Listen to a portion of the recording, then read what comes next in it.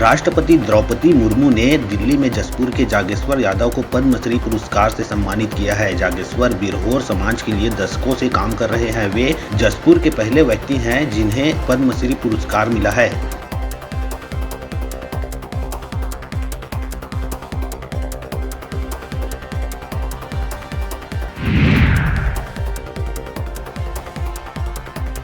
महादेव सट्टा ऐप मामले में ईओडब्ल्यू ने गुरुवार को छत्तीसगढ़ में 29 जगहों पर ताबड़तोड़ छापेमारी की। दुर्ग में 18, रायपुर में 7, बलौदाबाजार में 2 जगह, रायगढ़ और कांकेर में 1-1 जगहों पर छापा मारा। वहीं लंबे समय से फरार कांस्टेबल अर्जुन सिंह यादव को पचमढ़ी में लोकेट कर गिरफ्तार किया गया। आरोपी से जब्त इलेक्ट्रॉनिक उपकरणों की जाँच की जा रही है।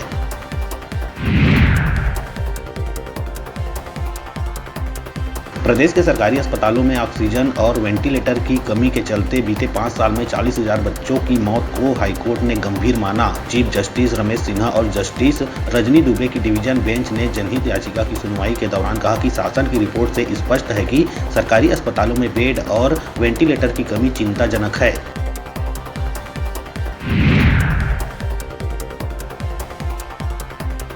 बीजापुर जिले में शुक्रवार सुबह से ही सुरक्षा बलों और नक्सलियों के बीच मुठभेड़ चल रही है। बताया जा रहा है कि गंगालूर इलाके में पीड़िया के जंगल में फोर्स के जवानों ने नक्सलियों के बड़े लीडर्स को घेर रखा है। नक्सलियों की पश्चिम बस्तर डिवीजन कमेटी के साथ जवानों की मुठभेड़ चल रही है।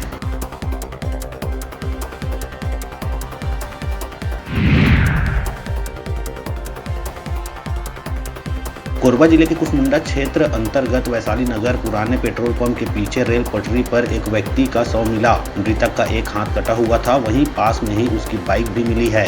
रेल कर्मी द्वारा शव देखे जाने के बाद इसकी सूचना अधिकारियों को दी गई। कुसमुंडा पुलिस ने मामले को संदिग्ध बताते हुए जांच में लिया।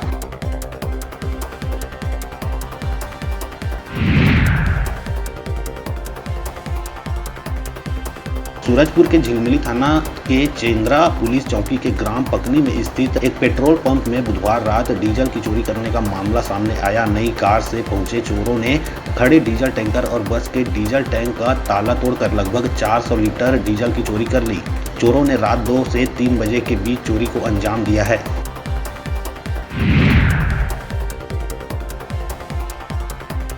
जांजगीर चांपा के पामगढ़ थाना क्षेत्र के ग्राम सेंदरी शासकीय हायर सेकेंडरी स्कूल कुटरा में 12वीं की परीक्षा में फेल होने के बाद एक किशोरी ने अपने घर में फांसी लगाकर आत्महत्या कर ली। लड़की का शव घर में पंखे में लटका हुआ मिला। बताया गया कि लड़की परीक्षा में 2 विषयों में फेल हो गई थी, जिसकी वजह से वह परेशान थी।